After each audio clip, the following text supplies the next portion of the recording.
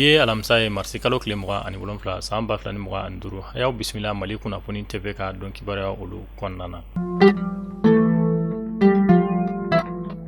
Kunnafoni daminɛna 26 mars 1991 26 mars 2025 o kan ka bɛn san 34 bɔɲɔngo de ma, fɛn mun ye bɛɛ diɲɛ fanga ni o bɛ wele ko démocratie o nali ye an ka jamana o kɔnɔna na. An b'aw ladɔnniya k'a fɔ 26 mars ale ye tasibila dɔ ye ka ɲɛsin maliyɛn den minnu tora bɛɛ fanga ɲinini senfɛ an ka jamana o kɔnɔna na. O de hukumu kɔnɔna na an ka jamana ɲɛmɔgɔ général d'armée Asimi Goïta ale ye wulikajɔ kɛ Bamakɔkaw olu fɛ yen nɔ ni ka taa monument des martyrs mun bɛ yen ni ka taa fleurir bila. Fleuribilaw kɔfɛ a ye foli ni tasibila kɛ ka ɲɛsin maliyɛn den minnu tora nin kɛlɛ in senfɛ. Sa aw ni ne an ka faamuyali caman sɔrɔ an ka jamana ɲɛma ale ka kumaw la, an ka jɛ ni ka ka kɔrɔfɔ olu lamɛn. A jateminɛ ye san 34 ɲɔgɔnna ye bɛɛ fanga nana an ka jamana kɔnɔ. Hali ya jateminɛ hali bi gɛlɛya b'an ka jamana kɔnɔ. Sisan an kan ka ɲininkali damadɔni k'an yɛrɛ la, mun de ma ɲa? An ka mun de kɛ mun b'a to an ka jamana bɛ kɛ an ka jamanadenw sago ye, an ka jamanadenw ka laɲini bɛ sabati. O de hukumu kɔnɔna na jamana transition ɲɛmɔgɔw ye fɛɛrɛ dɔ sigi sen kan. Fɛɛrɛ min fɔlɔ kɛra ka kuma di jamanadenw ma. N'i ko bɛɛ fanga, jamanadenw de ka fanga don, a bɛ kɛ jamanadenw tɔgɔ la, a bɛ kɛ jamanadenw ka hakilina de la. O de an ko pour an ka se ka bɔ ni gɛlɛya yɛrɛ kɔnɔ bada a ka kan an ka kuma di an ka jamanadenw ma. O de fɛ jamana ka baara cogo min na mun b'a to an bɛ gɛlɛya min kɔnɔ an bɔ gɛlɛya kɔnɔ. O de hukumu na a kuma dira jamanadenw ma assise kɔnɔna na n'a fɔ assise de la refondation. O de hukumu kɔnɔna jamanadenw ye sigikafɔ kɛ, o ye laɲini 517 u y'o de laɲini. O kɔnɔna la an ye yɛlɛma caman kɛ. A yɛlɛmaba dɔ yɛrɛ an ka jamana sariya sunba ye n'a fɔ ma ko constitution. Donc n'i y'a jateminɛ o fana bɔlen an ye sigikafɔ wɛrɛ kɛ tuguni n'a bɛ fɔ ma ko dialogue intermalien. An bɔlen accord d'Alger la an ye sigikafɔ kɛ mun b'a to bɛn ani keleya o bɛ sabati an ka jamana kɔnɔ cogo min na. O de fana hukumu kɔnɔna la olu ye laɲini 300 ɲɔgɔnna kɛ. Donc dalen b'a la ni laɲiniw bɛɛ n'an bɛɛ fara ɲɔgɔn kan ka ni laɲiniw bila ba la a ka ca Ala fɛ an bɛ gɛlɛya min kɔnɔ an ka jamana b'a gɛlɛya kɔnɔ. A kɛra lakanabaliya gɛlɛya o, a kɛra jamanadenw ka bɛnbaliya gɛlɛya o, a kɛra an ka nafasɔrɔsɔn o sɔrɔlu gɛlɛya o, n'Ala sɔnna ma nin bɛɛ bɛ ban. Donc a fɛn mun baara mun don n'i y'a jateminɛ an ka jamana an ye sira dɔ ta, sira min ye an ka yɛrɛma hɔrɔnya sira ye.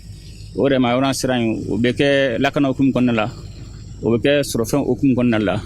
O ye kɛlɛ min ye, kɛlɛ kuntalajan don, a tɛ taa cɛsiri kɔ, a tɛ taa basigi kɔ, a tɛ taa muɲu ani cɛsiri kɔ. N'i y'a jateminɛ yɛrɛ an ɲinan san an y'a bila dɔnko ni seko hukumu kɔnɔna la. Parce que jamanaden an tɛ se ka an bɛ kɛlɛ min kɔ an tɛ se ka kɛlɛ kɛ ni jamanaden yɛrɛ ma k'a yɛrɛ ye n'an ma sigi an taabolo kɔrɔ ma mun b'a to an bɔnko bɛ kɛ an sɔnko bɛ kɛ. N dalen b'a la ni san bilala dɔnko ni seko kɔnɔna la a bɛ ɲinkura don maliyɛnw na, a bɛ jolikura don la mun b'a to an bɛ kɛlɛ min kɔ an bɛ sa kɛlɛ la. Ka fɔ maliyɛn bɛɛ na hali bi an k'an bolo di ɲɔgɔn ma mun b'a to an bɛ se an ka jamana dilan cogo min na. O fana kɔfɛ n bɛ foli bila k'Ala deli sunkalo a tɔ ma jan bilen an bɛna ɲɔngiri sɔnni ka foli bila silamɛw bɛɛ la Ala ka sunkalo timiko ɲuman d'a ma labanko ɲuman d'a ma bɛɛ ni keleya kɔnɔna la.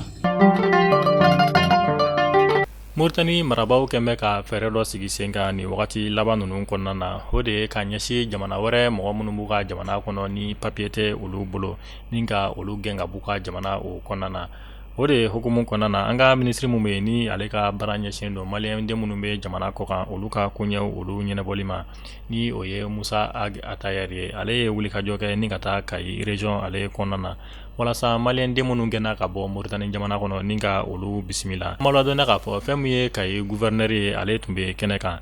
Bisimilayili olu kɔfɛ sa minisiri a ye donbolo kɛ ni ka ɲɛsin nin maa gɛnnen ninnu ma ka bɔ Mauritanie jamana kɔnɔna na walasa u bɛɛ lajɛlen bɛ se ka se u bɔdugu la cogoya mun na.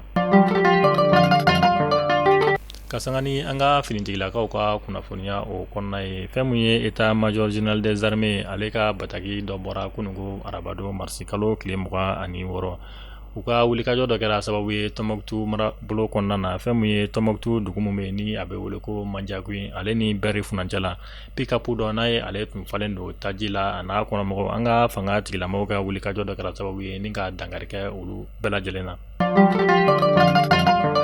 Dr Etienne Fakaba Sissogo ni ale ye économiste ye an ka jamana kɔnɔna na kunungo ale bɔra kaso la marisi kalo tile 26 san 2025 an b'aw ladɔnniya k'a fɔ Etienne Fakaba Sissogo ale tun bɛ kaso la kabi marisi kalo tile 25 san 2024 o wagati olu la. Mamadou Ousmane Diko ni ale ye président de cercle de Sékou o ɲɛmaa ye ni parti yɛlɛma tɔnden fana don kunungo ale ye bataki kɛ ka ɲɛsin parti yɛlɛma ɲɛmaaw yɔrɔ ni k'a fɔ k'ale bɔra parti yɛlɛma ale kɔnɔna na a ka nin bɔli in kun tɛ dɔwɛrɛ ye o de ye fɛn mun ye parti yɛlɛma bɛ ka kuntilenna mun ta a n'ale kuntilenna olu tɛ kelen ye nin wagati ninnu na.